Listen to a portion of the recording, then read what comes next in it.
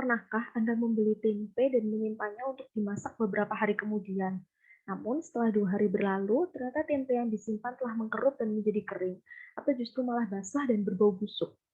Pada kesempatan ini, saya, Astrid Winda Aulia Sukma, akan membahas mengenai penyebab berkurangnya kualitas bahan pangan tempe, sekaligus metode penyimpanan tempe yang paling baik untuk menjaga umur simpan tempe agar semakin panjang, berdasarkan hasil penelitian yang telah saya lakukan dan tulis dengan judul Pengaruh Metode Penyimpanan Tempe Terhadap Umur Simpan.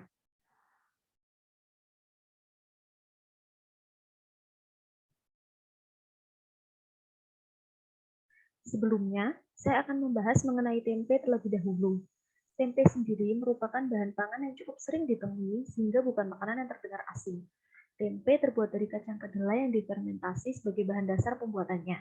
Meskipun ada tempe non-kedelai yang tidak terbuat dari kacang kedelai, namun bahan pembuatan tempe yang umum ditemui adalah kacang kedelai. Proses fermentasi tempe mengandalkan kapang Rhizopus oligosporus yang didapat dari ragi yang ditambahkan selama proses pembuatan. Setelah penambahan ragi, maka kedelai akan dibungkus dan didiamkan selama beberapa hari untuk menjalani masa inkubasi. Setelah melalui masa inkubasi selama 3 hari pada suhu ruangan, tempe akan dicek kualitasnya, di mana tempe yang memiliki kualitas baik memiliki ciri-ciri permukaannya ditumbuhi oleh serabut kapang atau miselium secara merata, warnanya putih, memiliki aroma khas tempe, serta kedelai saling menyatu dan padat sehingga tidak hancur saat diiris.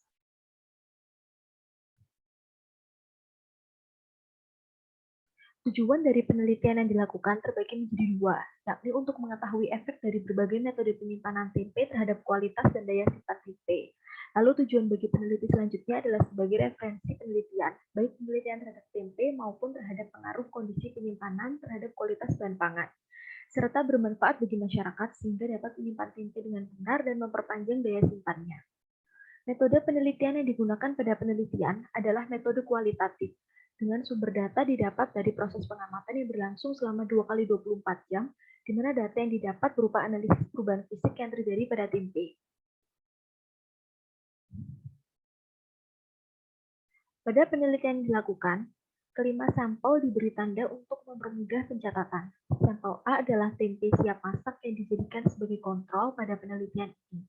Sampel B merupakan tempe yang disimpan pada freezer dengan suhu minus 10 derajat Celcius.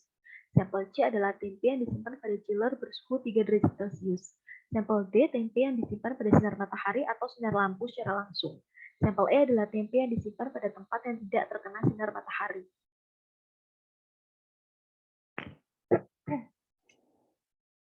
Pada hari ke-0, seluruh sampel memiliki serabut kapang berwarna putih bersih yang menutupi seluruh permukaan tempe, dan jika dipegang akan terasa hangat. Tekstur tempe empuk namun tidak mudah hancur saat dipotong.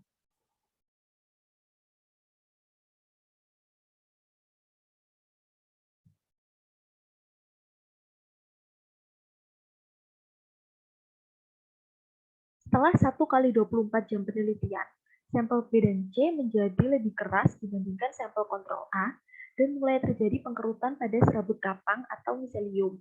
Perubahan yang terjadi pada sampel D adalah menjadi berair dan menyebabkan teksturnya menjadi lembek serta sudah mulai mengeluarkan aroma busuk dan terdapat belatung di dalam tempe. Sedangkan pada sampel E, bau khas tempe sudah tidak ada dan muncul bintik atau berkas bercak berwarna merah keunguan pada permukaan tempe.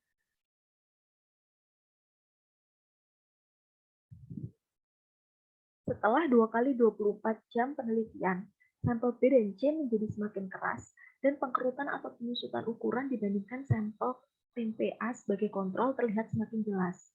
Kedelai juga mengalami perubahan warna menjadi coklat gelap. Pada sampel D, air yang dihasilkan semakin banyak dan memiliki warna putih keruh yang memiliki bau busuk. Selain itu, miselium juga sudah menghilang sehingga biji kedelai tidak lagi padat dan hancur. Sedangkan pada miselium yang masih mengikat kedelai muncul bercak berwarna hitam dan merah keunguan. Belatung juga dapat semakin banyak ditemukan pada tempe. Pada sampel E didapati embun pada plastik yang digunakan sebagai wadah. Bercak merah keunguan juga semakin banyak dan bau busuk sudah mulai tercium meskipun tidak sekuat aroma dari sampel D.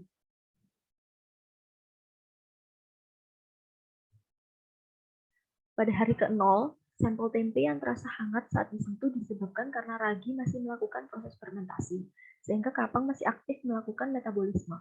Proses fermentasi bersifat eksoterm dan melepaskan kalor ke lingkungan, sehingga ketika tempe disentuh akan terasa hangat atau panas.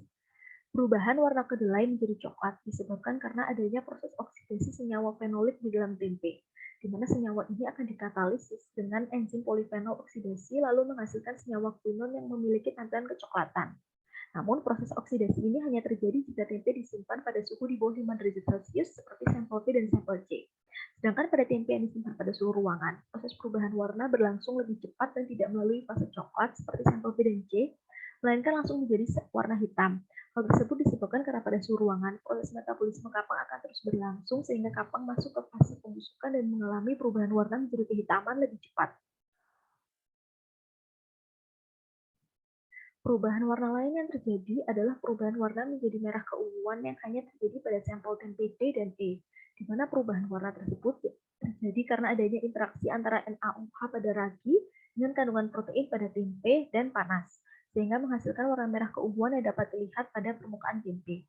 Perubahan warna hanya terjadi jika NaOH dan protein tempe bereaksi dengan panas, sehingga pada sampel B dan C yang disimpan pada suhu rendah tidak terjadi perubahan tersebut. Penyusutan atau pengkerutan ukuran yang terjadi pada sampel B dan C terjadi karena kadar air pada tempe telah berkurang atau bahkan hilang. Hilangnya kadar air ini dapat disebabkan karena adanya penguapan yang besar. Selain menyebabkan penyusutan, hilangnya kadar air juga dapat menyebabkan tempe menjadi keras karena hilangnya kadar air pada tempe menyebabkan ikatan antar kedelai menjadi semakin rekat atau erat. Jika pada sampel B dan C yang disimpan pada suhu dingin menjadi keras, maka sampel D yang disimpan pada suhu ruangan dan terkena sinar matahari langsung menghasilkan air berwarna kuning keruh, di mana air ini terbentuk karena pada proses fermentasi, kapang akan menghancurkan matriks yang terdapat antara sel bakteri untuk membuat kedelai menjadi empuk. Namun jika proses fermentasi terjadi terlalu lama, maka kedelai akan menjadi terlalu empuk hingga hancur serta muncul air yang merupakan hasil pemisahan karbohidrat. Sedangkan pada sampel E yang disimpan di tempat tertutup akan muncul embun, di mana embun ini berasal dari proses oksidasi kapang yang memanfaatkan sisa oksigen, di mana oksigen tersebut akan berubah menjadi karbon dioksida dan air. Namun air tidak dapat keluar dari dalam kemasan tempe sehingga akan nampak sebagai bintik-bintik embun di permukaan tempe, permukaan plastik tempe dan menyebabkan tempe menjadi basah.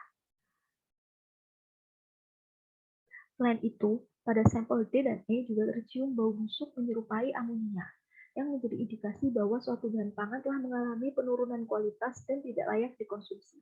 Bau amonia tersebut timbul karena proses pembusukan, di mana setelah kapang melewati fase transisi, kapang akan mati dan mengalami pembusukan. Proses pembusukan tersebut dapat terjadi saat mikroorganisme patogen kontaminan yang telah berkembang biak mengubah substrat pada tempe, sehingga hasil air metabolisme bakteri tersebut bersifat toksik atau beracun.